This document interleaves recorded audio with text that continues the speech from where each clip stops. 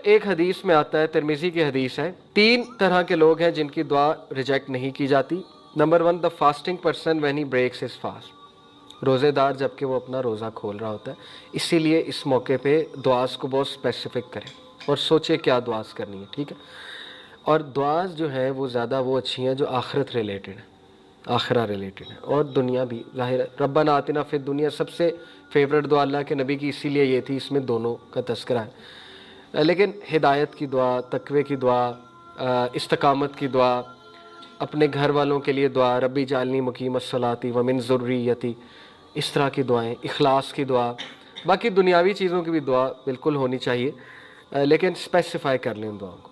دوسرا ہے دا just leader, ایک ایسا لیڈر جو جسٹ ہے، جو جسٹس کے ساتھ چلتا ہے، اور یہ گھر والا قوام بھی ہے جو اپنے گھر والوں کے ساتھ انصاف کے ساتھ چلتا ہے، اچھا سلوک کرتا ہے، اللہ اس کی دعا قبول کرتا ہے۔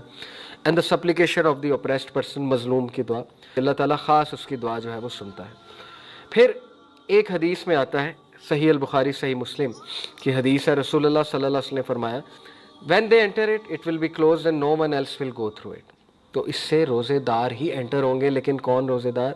نمبر 1، جنہوں نے خالص اللہ کے لیے رکھا اور روزے کے تقاضے پورے کیے، جس طرح سے روزہ رکھنے کا حق ہے، اور یہ بھوک اور پیاس سے ہی حق ادا ہوتا ہے، یہ اس فیلنگ سے ہی حق ادا ہوتا ہے، ادروائز تو اس کو روزہ ہم نہیں کہیں گے۔ یا ایک بندہ روزہ رکھ رہا ہے، نماز ہی نہ پڑھے، بیک بائٹنگ بھی جاری ہے، فضول اعمال بھی جاری ہے، تو وہ بھی پھر روزے کے اس میں کاؤنٹ نہیں ہوگا۔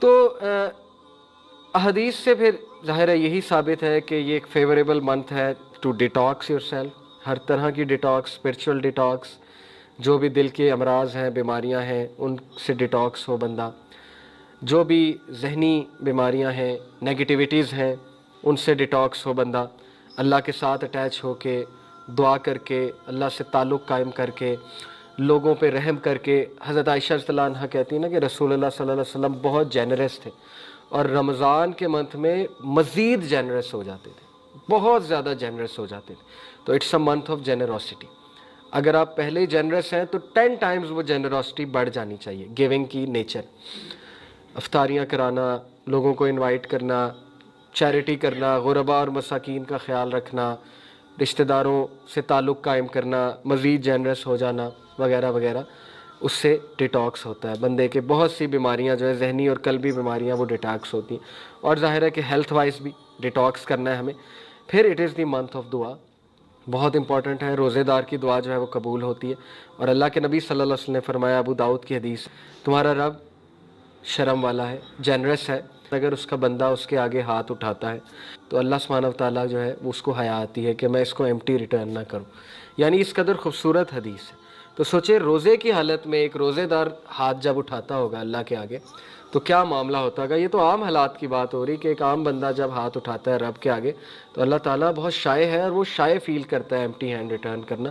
تو روزے دار کی قدر ہی اور ہے رب کے سامنے، تو ظاہر ہے کہ اس دعا کا پھر ایک اور ہی وہ لیول ہوگا، کیونکہ روزے کی حالت میں بندہ ویسے ہی برا عمل نہیں کر سکتا، اتنی حیا تو سب کو ہوتی ہے، اور ظاہر ہے کہ روزے کھول کے پھر بندہ عبادت کے لیے نکل جاتا ہے تو وہ ٹائم بھی وہاں لگ جاتا ہے۔ پھر انسان جو ہے وہ سحری کا وقت آ جاتا ہے، سحری کرتا ہے، تو یہ کنٹرول، سیلف کنٹرول آ رہا ہے بندے میں، اور اس کو کانفیڈنس آتا ہے کہ میں چھوڑ سکتا ہوں ایک گناہ کو، کیونکہ رمضان میں بھی میں نے کنٹرول کیا، رمضان میں بھی میں نے چھوڑا۔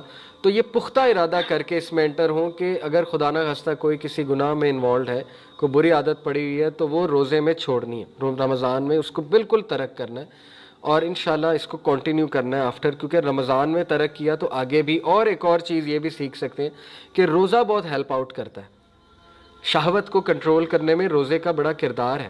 اللہ کے نبی صلی اللہ علیہ وسلم، کچھ صحابہ جو ہے وہ گفتگو کر رہے تھے، ہنسی مذاق کر رہے تھے، جیسے نوجوان اکثر شادی اور یہ مختلف ایسی کنورسیشن کرتے ہیں، تو پروفٹ صلی اللہ علیہ وسلم نے کہا تم میں سے وہ نوجوان جو شادی کر سکتے ہیں وہ شادی کر لو، لیکن جو شادی نہیں کر سکتا وہ روزہ رکھے، کیونکہ روزہ شہوت کو جو ہے وہ کنٹرول کرتا ہے۔ تو یہ رمضان میں آپ فیل کر لیں گے کہ واقعی روزے کے بڑے اثرات ہیں، شہوت پہ بڑے اثرات ہیں۔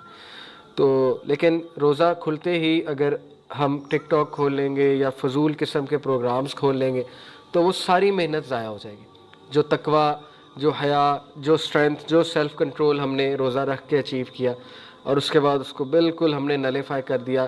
نیٹ فلکس پہ بد نظری کوئی نہ کوئی ہو ہی جاتی ہے انسان کی، تو وہ روزہ خراب کرنے کے لیے ظاہر ہے.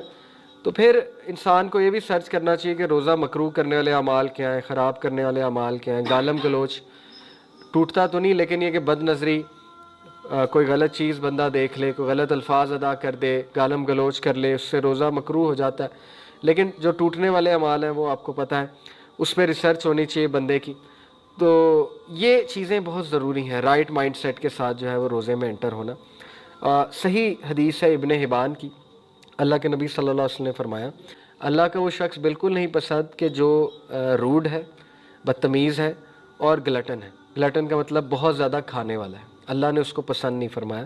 وہ شاؤٹس ان دا مارکیٹ پلیس, اوچھی حرکتیں کرنا, شاؤٹنگ کرنا مارکیٹ پلیس میں. شاؤٹنگ ویسے ہی ناپسند ہے اللہ سبحانہ و تعالیٰ کو.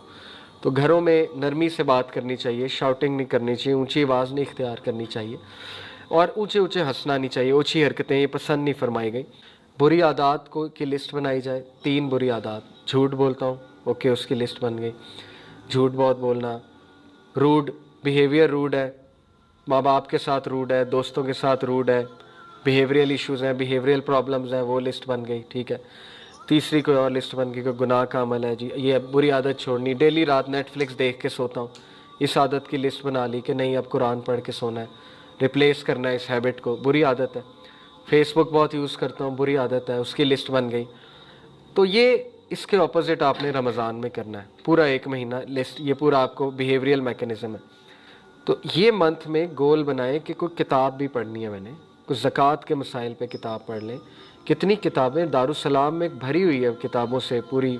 آپ kalamullah.com میں نے آپ کو ایک ریفر کیا, islamhouse.net ویب سائٹ ہے, kitabusunnat.com, وہاں اردو کتب ہزاروں کی تعداد میں موجود ہیں.